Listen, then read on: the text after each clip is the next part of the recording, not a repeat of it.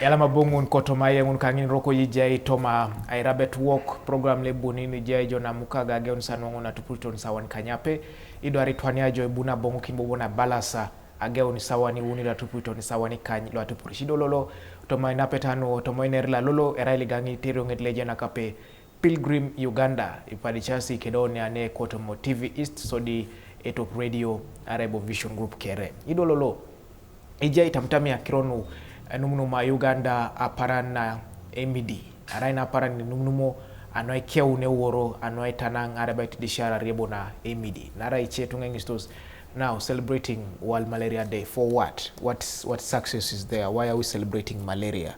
So it is aimed at raising awareness on malaria prevention, malaria treatment, and reduction of malaria cases. Now Pilgrim Africa and Uganda has been doing a lot of interventions, beginning from the indoor residual spraying. I seek you to go in the doctor, and I seek yata residual kata kuikere, and then I will be sikitai.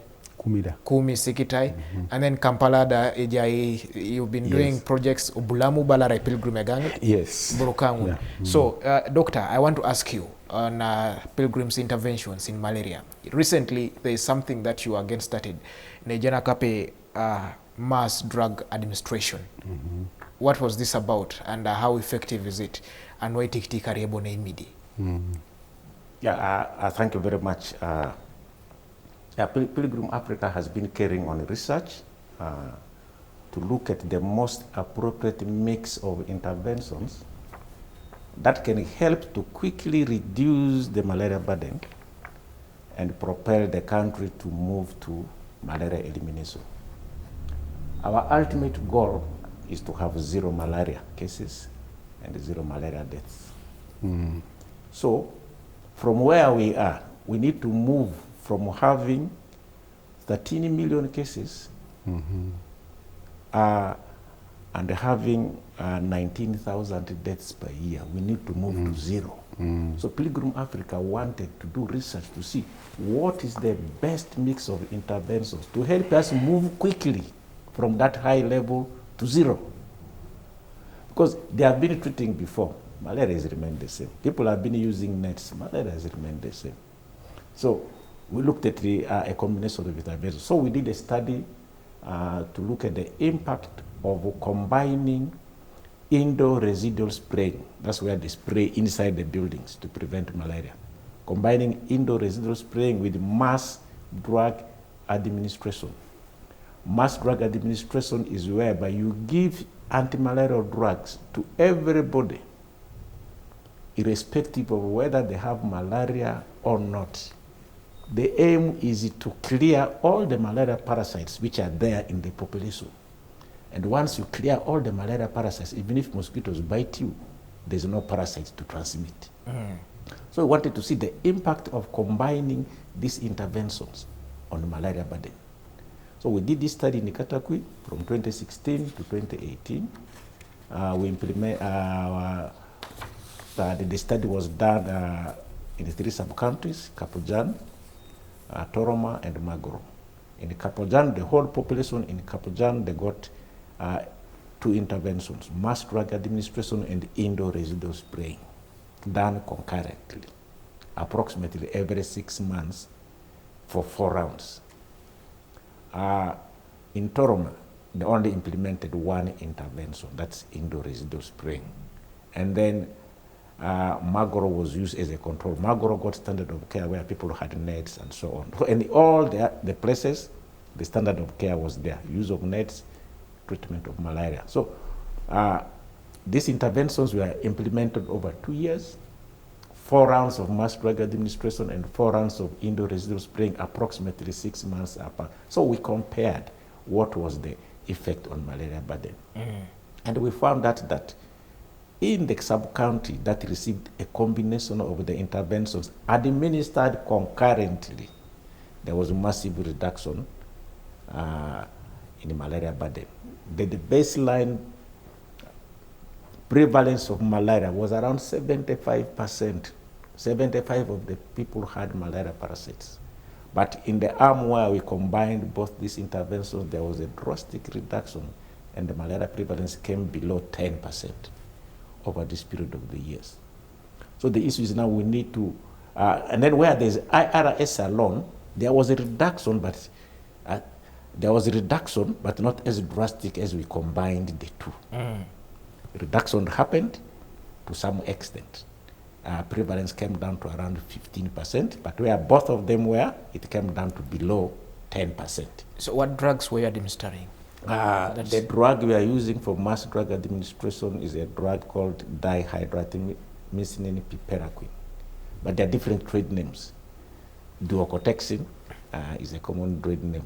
Okay. P-alaxin is another trade name. Okay. Yeah, so that's the drug. And that drug is chosen because it stays in the blood for a long period of time. Once it is given, it remains in the blood for long. And it clears any parasite which is there and any other parasite which may be introduced by mosquitoes. Indoor residual spraying was done using the chemical actelic. It is primosimethyl. Sprayed once every 6 months inside the buildings. So what is the take-home message from this study? The take-home message is that if we combine those interventions, we can quickly reduce the malaria burden to low levels. But of course, the ultimate thing we want is a reduction to zero, and two, to sustain the reduction. Once you implement the interventions, it needs to be sustained. Since the interventions have been stopped, we are seeing a rise in malaria cases. So ours was to prove that combining the interventions can lead to drastic reduction in malaria burden. So Pilgrim is doing quite a number of trials which are working out. Yes. Between 2018 and 2020, I used to hear about another trial called ProCCM. Yes. What was that? Yeah, so in addition to the first trial that I have described, they went further to see. Implementing indoor residual spraying is very expensive. It needs a lot of money. So in the areas where they have implemented IRS, they wanted to study, can we sustain the reduction in malaria burden by implementing other interventions? And the interventions that we evaluated, one of them is called ICCM. That is Integrated Community Case Management. Another intervention is called which means what? What does that mean? CCM, I'm going to explain. That's Proactive Community Case Management. So in the ICCM, that's when VHTs are stationed in each village. And the children under 5 who have malaria, they come to the VHTs and the VHTs give them treatment for malaria. That is Integrated Community Case Management. And we focused on malaria. So they come passively. Those who are sick, they come. If you don't choose to come, they don't go out looking for you. Now, once they come to the VHT gives them treatment for malaria. And we did that over a period of 2 years. Now, in other villages, we implemented what is called ProCCM. It is any active component of ICCM. In ProCCM, Proactive Case Management, the VHTs will about in every 1 to 2 weeks, they move in every household and check, actively finding out any malaria case and treating all those malaria cases, all ages. So we wanted to see whether moving actively in every household, every 1 to 2 weeks to find those who have malaria and treat them, compared to where the VHT stays at home and the people come to the home for treatment, whether it will lead to sustaining the reduction in malaria burden. So that was a study which we did. Okay. In some communities, they only had ICCM. Others had the active one, which is the Pro-CCM. So we compared and to see the malaria burden. Obviously, in the Pro-CCM arm, we treated double the number of cases because there you actively look for them. Yes. Compared in the ICCM arm. So if ProCCM was adopted, this would even help now Apugan, the government, in finding out these cases that are not reported. Yes. Because in the research findings that we have here, that show you that here, in a day, there are 53 deaths of malaria reported. Reported, yes. What about those that are not reported? Yes. And then we have about 36,000 cases of malaria every day, Yes. reported cases. So ProCCM, the proactive community case management, would actually will do well in identifying these unreported cases. Yes. Someone from a village who cannot walk for 7 kilometers to the nearby health center, 3, these are the cases that you are addressing. Yes, you are looking for all those cases, to try to identify all of them and giving treatment to them. Yeah. And then to compare these two to see if they will sustain the reduction in malaria pandemic. I wanted to ask how effective this is, but already it shows it is effective. Now I want to come to you, Honorable. Yes, please. These interventions, the people you work with, how do you avoid? Uganda is a politically sensitive state, and there are people who like to take advantage of such interventions. If I come to you and I say, please, Honorable and Doctor, my village has not benefited from this kind of a project before. Can you come? And then you buy my idea, you take my concept note, and then you come and do intervention. Tomorrow I come back and say, please vote for me. I am the one who brought Pilgrim to do work for you. How is Pilgrim ensuring that they are not politically attached to, Yeah. I think one is that Pilgrim, first of all, is a non-government organization. And so the idea is that by principle, we do not attach our programming to any political persuasions, either of individuals who are within the organization or people who come and contact us, or even the beneficiaries. So the service delivery is totally apolitical. So if you go to Katakwi and ask and say, do they even bother and find out whether you're supporting a particular party or a particular religious denomination or a particular ethnic group? There is nothing of that sort. So we serve everybody without exception. The choice of Katakwi was very interesting. We offered the trial opportunity to all the LOC 5 chairpersons with their DHOs, with their RDCs. And we told them and said, this opportunity is available to any district that comes up with a council resolution accepting Pilgrim to come and do studies in your district. Now, I come from Kapelebio. By then, we're under Muria. My own chairperson rejected this offer. And his view was that it was a ploy by government. To do what? To kill the people of Amuria. Okay, why would someone think like that? Because he thought when we were going to do IRS, that is in indoor residual spraying, he thought the chemical which we were going to use, and the mass testing and treating was a ploy by government to kill it. So for him, it was coming from a political side, from the opposition side. And so he didn't want anything that was construed to be coming from the side of government, because we're going to partner with the Ministry of Health.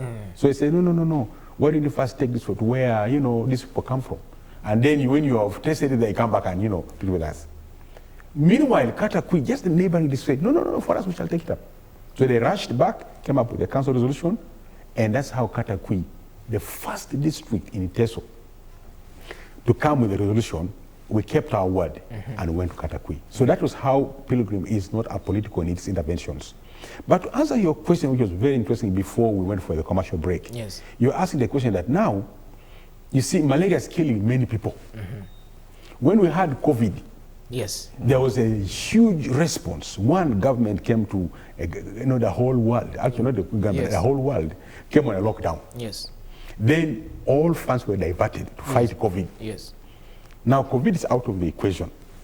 We are back to malaria, and malaria is killing more people than what COVID killed. Yes. And yet we don't have the similar kind of response. You see, this just underscores what I was saying before. First of all, as not just Uganda as a government, but I think the whole African continent, we have historically underfunded health programs. not just malaria, but overall health is a very low-funded priority of most of our governments. Right now, I don't know what the current GDP investment allocation to health is as a sector, but I know that it's below. It was below 10%. Now, that is a very low figure. That is sitting on a mindset. One is that historically, we as, and it's very sad, we as a society have been, I want to say we have been brainwashed to accept that malaria is just there to be controlled, not eliminated. And that mindset is in the people of Uganda, call it Africa. It is in the health workers. It is in the we policymakers. We don't take malaria very seriously. We know that, okay, malaria, if you are sick, you have malaria, oh, I'll be sorry, nobody cares. But if you said, I have COVID, immediately people would begin to take action because they fear it can lead to death. That's one. That's number two. The third problem I realized was that maybe because malaria, in real terms, is a disease of the poor. The rich do not get malaria. They don't even see their children sick of malaria. The policymakers, if you go to parliament and do a survey and ask how many members of parliament got sick of malaria in the last 1 or 2 years, might find maybe like 0 or 1. In their family, 1 or 2. So you find that we policymakers never interface with malaria. So malaria is a remote disease from the eyes and the lives of the policymakers. Why? Because they have the money, they have the resources, and the poor people who die, this number you're talking about, they have no voice. They are invisible. We don't see them. We might only just go and say we are going to bury a child who has died of malaria, or just send the money. It's the children, it is who? It is the pregnant mothers of the poor who die of malaria, not our wives. Okay? And that is where malaria has had that lacuna of attention. Because policymakers, politicians, ministers, governments who are decision makers do not interface with malaria. Now, the opposite is true about COVID. When COVID came, it was a disease of the rich. It targeted one, the rich. People who are fat, people who are obese, people who are old and have accumulated money. It doesn't care whether you're a minister, whether you're a president, whether you're a prime minister. Actually, COVID would look for them. And so, because the people who were dying were rich, were influential, everybody began to panic. And they decided, no, let us control malaria. Not just in terms of we in Uganda here. At a global level, we are aware that the Europeans lost more people than Africans who are poor. The Americans lost more people than South Americans who are poor. The Chinese, who have now made a lot of money, also lost a lot of people. And so those people who control and give money to WHO said, no, we are not going to allow this thing to continue killing people, lock down the whole world. And so the major difference between COVID and malaria is who does it target. Malaria goes for the poor, the insignificant, the invisible, and they don't influence policy. COVID went for the rich, the well-to-do, the elderly, the influential people, and they decided to say, lock down the whole country. So going forward, what should we do? That's why this whole thing of malaria days is very important. We need to reopen our minds and say, look here, malaria is in town. It is killing our people, but it can be controlled. Just give enough money and we can control malaria. So, now, Doctor, as we come to conclusion, I want your opinion on this. How can we have a mass mobilization of people to rise up and ensure that malaria is eliminated? Narai, I am among those people who thought malaria is to be controlled, not to be eliminated, because of maybe the climatic conditions here. I thought it would stay. So, Doctor, how can we have mass mobilization for people to rise up against malaria? Thank you very much. Adding to what my colleague Honorable has said, malaria can be eliminated. We can reduce malaria to 0 such that we don't have any single case of malaria. Some countries have done it successfully. we can also do so. Malaria is not there in many countries. So we all need to work together in the path to eliminate malaria in our setting. What does it take to eliminate malaria? It needs a lot of effort, involvement of each and everybody, multi-sectoral approach, using all resources which are available at our disposal, plus again new innovations which need to come in place such that we are able to eliminate malaria. We have a number of tools. We have indoor residual spraying, we have treatment of malaria cases, use of nets, larviciding, even malaria vaccines are coming on board. But we did improvement in housing, and most important, improvement in socio-economic status. Getting rid of malaria goes along with the improvement in socio-economic status. As it improves, malaria disappears because they are closely linked. Yeah. So, multi-sectoral approach, use all available tools, continue to innovate for newer tools, apply them, and lastly, involve everybody. It's not only work for government. Each and every person has a role to play. If you who is there, you don't recognize that your child has malaria and you don't take action, malaria will affect the child. Action by everybody. Government provides an enabling environment. It puts the facilities there, it puts drugs in the facilities, but you have to take the actions yourself to go and access these services. Yes. So, involvement of everybody. To have this, we need to inform the people. That's what World Malaria Day Remembrance focuses on. Give people information, empower them, let them know about malaria, let them know what to do, let them take action. Actually, they are focusing on 3 things. Let's invest in malaria control. Let's innovate, look for newer tools. We need a magic bullet. Maybe if there's a drug you only swallow once, and it clears malaria everywhere. We need such magic bullets. We continue with the research to look for effective interventions to control malaria. So research must continue. And people in the community be open to research. When they are researching, we are looking for solutions to help the community. Yes. And the most important of it, implement now. We should not be talking. We should walk the talk. Let us implement. Tools which are there, let us use them. Let the government allocate resources. Every life matters. Whether it's for a man in the village or a high-ranking politician, it's a life. It matters. So let's give the same attention we gave to COVID, to malaria. And we move together as a mass. In this way, we can surely move to malaria elimination. Thank you so much, Doctor. And that comes to the conclusion of your speech. Now, Honorable, nakona washa neja siasa sina kikamana kedeni narona ne ina dakika diopet.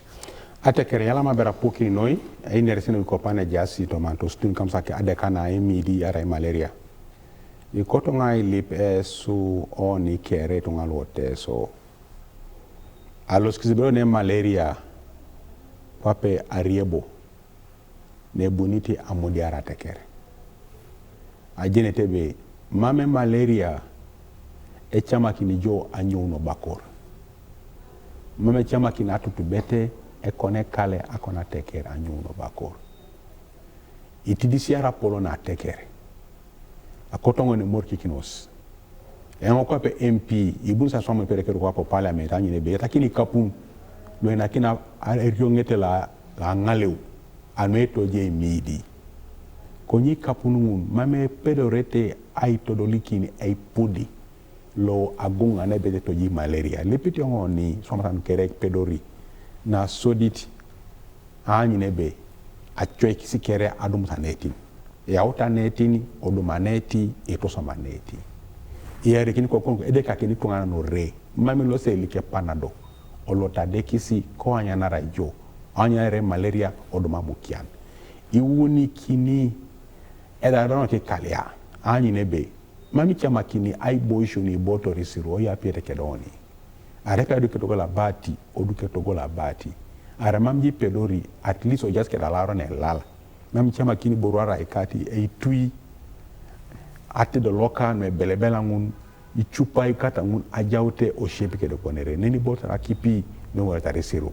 And finally imbor kikinos sisiano ikamto so na beta swam aitoje malaria are patana mame tiono aina kisa gogongu aina kisa choa eto yote malaria o kalia oko atutibena oko o teso o Uganda yalama ebo yalanoi honorable Anthony Esenu kede Dr. Yeka for coming over to speak to our people about malaria interventions. And then also lastly, during the malaria walk organized by Parliament and Pilgrim and other partners, Ministry of Health, the Deputy Speaker of Parliament called upon locals to plant mosquito repellent plants. Yes. Ikitongun litiktikete aribo na imidi. Dumuja rerenga dumu ne kito ikangon pero yo daira kingesto malaro kon le kota nari surawai nim tree. Yes. So kedicheda iloso na ngishunun aneja sipiroting likitobe anbe kito ipero yo daira okale kon. Ido tomosalo nekwa na ngelosa sanga honorable, thank you for coming. We'll ask you again to come over to Airabetwok enyiko kisainer kede wokitunga. Join seseno kinga aranguna kirona posik arai rarti yoda ira. And this marks the end of our discussion this morning. If you missed, we'll be replaying it on Monday from 9 o'clock in the morning up to 11 o'clock. And in case you also need to follow up on other discussions on TV East, you can check our YouTube, that is TV East Uganda. On our Facebook page, it is TV East. And also, you can download the Vision Digital Experience app from Google Play Store. And then you can be following us live on our programming. Also, you can check in the New Vision website, and then you'll find the TV section. Ipero ya sesen TV East anen. Tomosalo, akuta mnukno ya para na jokan idara jo la suban, iriamu ngubo osabiti kangon kotoma Airabetwok asala kinengarai Noah Omuya, la polokiti yesu kotoma Airabetane. Sirikunya kawini kon television.